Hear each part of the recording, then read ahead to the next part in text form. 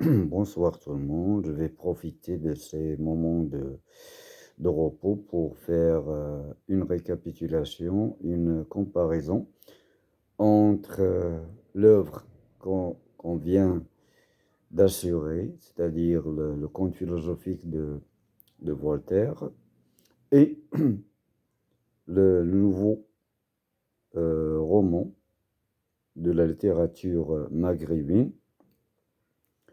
Donc, concernant la première œuvre, celle de Candide, comme prévu, euh, on a vu que c'est un conte philosophique qui englobe, c'est un mélange entre le récit et la description.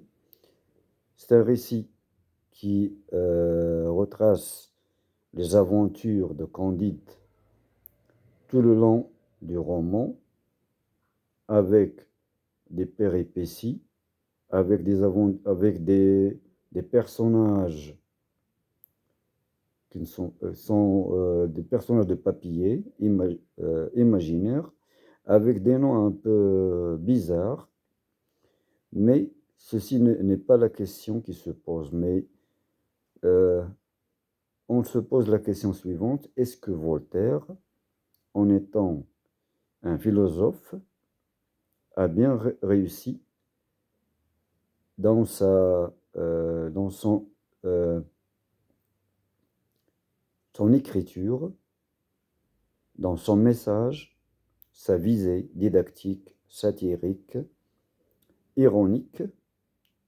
Est-ce qu'elle a réussi à nous révéler ses intentions, c'est-à-dire tracer, ou plutôt éclaircir les éléments sur lesquels le peuple français au XVIIIe siècle était assujetti et était soumis à la pression de la monarchie, des nobles, des seigneurs?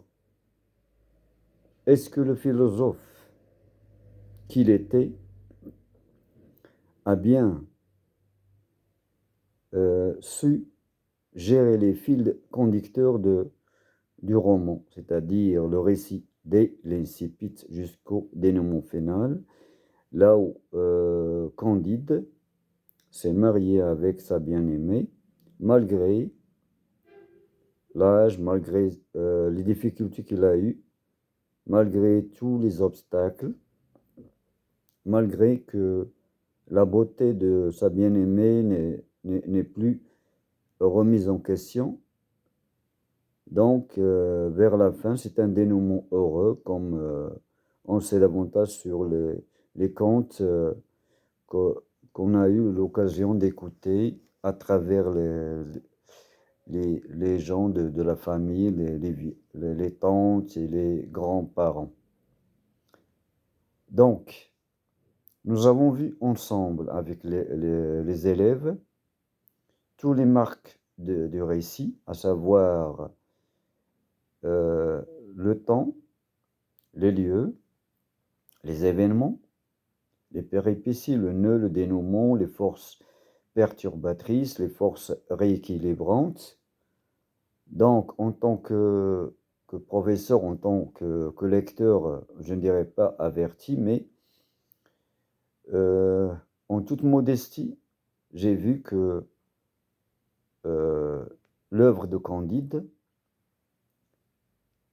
est sur le même cheminement de ce qu'on a vu avec Théophile Gautier, lorsqu'on a fait l'analyse avec les élèves du tronc commun, les mêmes éléments, c'est-à-dire à part les monstres, à part les éléments naturels, donc le chevalier double, à savoir le jeu de mémoire, de miroir plutôt, là où il y avait deux personnages de différents caractères, mais vers la fin, on a découvert que c'est le même personnage qui avait un psychique un peu instable. C'est Olof. mais dans l'histoire il y avait un message vers la fin que la bravoure et le courage que les parents de Love ont légué à son enfant ont réussi à éclaircir tous les problèmes, tous les obstacles qui ont rencontré le héros du début jusqu'à la fin. Concernant Candide, c'était un petit enfant et à travers lequel on peut dire c'est un peu symbolique, puisque à travers lui, Voltaire nous dit que le peuple français ou les paysans ressemblent avec leur modestie, avec leur analphabétisme, avec leur superstition, avec tous les caractères qu'ils ont, ressemblent à un enfant qu'on peut façonner à notre guise. Donc le jeu de mots, la morale était de critiquer, mettre à nu les failles et les difficultés, les problèmes, les vices que connaît la France au XVIIIe siècle. Donc, et que la lumière ou la vérité était partagée entre les philosophes, entre les gens, entre les nobles, entre les seigneurs.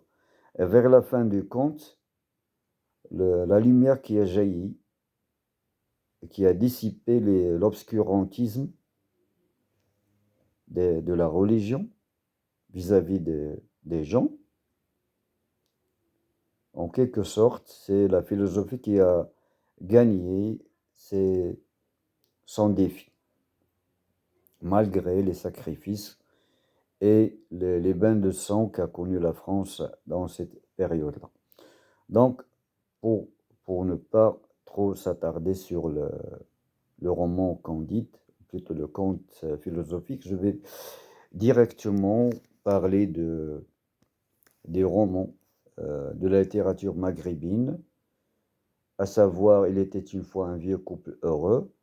Comme j'ai dit aux élèves qu'il ne s'agit pas d'un conte, il ne s'agit pas d'un texte autobiographique, même si le narrateur parle ou l'auteur a utilisé le jeu de la première personne du singulier, le nous, etc. Mais le titre nous révèle qu'il y a un va-et-vient entre le passé du Maroc, surtout dans la région de Tafraout.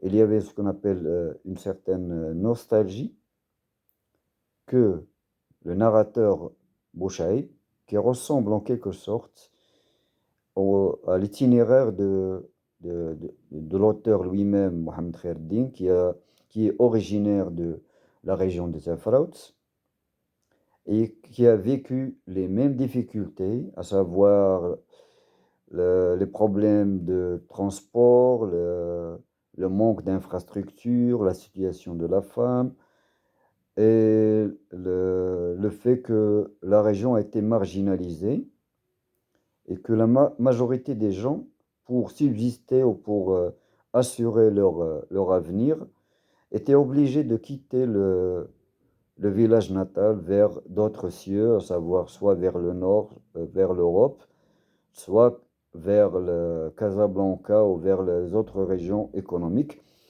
pour trouver un travail et à travers, grâce à qui on peut rassembler une somme d'argent et après refaire leur vie une autre fois dans leur village natal. Donc, Bouchaïb, à travers le titre, puisqu'il est marié, puisque le titre nous révèle cette situation, qu'il s'agit d'un couple marié, Bouchaïb et sa femme, ont été obligés de vivre des années dans d'autres cieux. Ils ont même immigré, ils ont rassemblé une petite fortune, et grâce à cette fortune, ils ont réussi à revenir au bercail. Mais qu'est-ce qu'ils vont trouver? Que il y a des gens qui ont quitté leur maison, que euh, les maisons ressemblent à des débris et des décombres, comme s'il s'agit d'un séisme. Et ce séisme a même euh, pris dans ses traces tous les souvenirs anciens. Et pour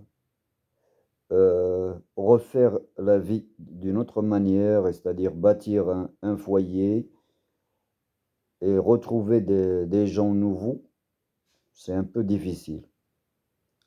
Nous, qu'est-ce qu'on va faire? On découvre à travers le récit, à travers le récit dialogué entre le vieux, c'est-à-dire Bouchaïb et sa femme, tout en sirotant du thé, quelquefois avec des amandes, surtout avec de l'huile. À travers son dialogue, il nous révèle euh, sa vie comme, comme s'il s'agit d'un flashback, un retour en arrière lorsque Bouchaïb était un aflous ou un gardien de paix ou un soldat. Elle a surmonté les difficultés avec sa femme.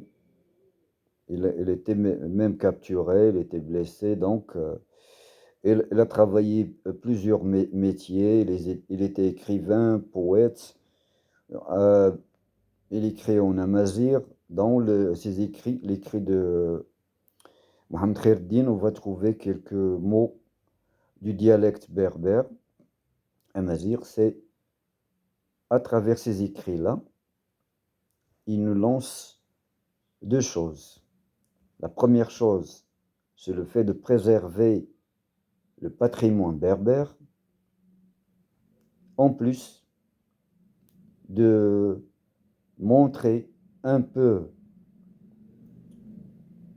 de clairvoyance envers ces gens-là, c'est-à-dire il lance une alerte aux responsables pour dire nous, on souffre, c'est-à-dire le climat un peu aride, les femmes n'arrivent pas à surmonter les difficultés, il n'y a pas de marché, il n'y a pas de moyens de transport, il y a des thématiques comme l'exode rural, le mariage précoce, tous ces éléments-là. C'est un roman un peu riche, il ressemble en quelque sorte à un film qu'on voit quotidiennement. C'est là la force de l'écriture de Mohamed Khaireddine. Donc, pour ne pas brûler les étapes, je vous souhaite la bienvenue dans notre plateforme. Je vous donne rendez-vous dans les vidéos et dans les capsules suivantes. À bientôt et merci de votre écoute.